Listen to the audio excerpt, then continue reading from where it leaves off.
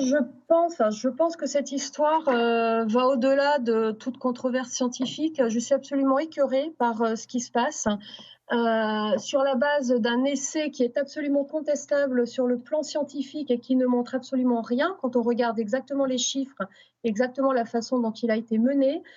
On expose les gens à un faux espoir de guérison, dont pour une maladie dont on sait que dans 80% des cas, au bout de quelques jours, il n'y a plus de virus et qu'on guérit spontanément. Il faut quand même rappeler les choses pour ce qu'elles sont. Donc, ce qui se passe à Marseille, à mon avis, est absolument scandaleux.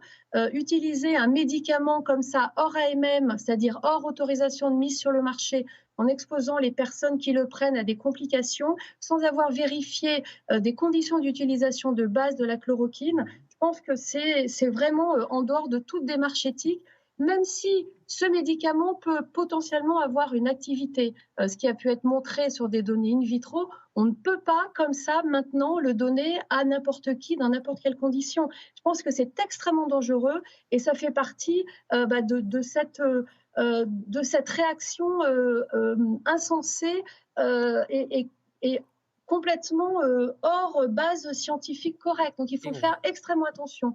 Et je suis très peinée que des scientifiques de renom comme mes collègues de Marseille se soient engagés dans une action de ce type-là. Il faut vraiment essayer de garder raison face à cette maladie. Et les personnes qui sont les plus à risque d'avoir des complications, ce sont vraiment les personnes qui arrivent à l'hôpital dans un état sérieux.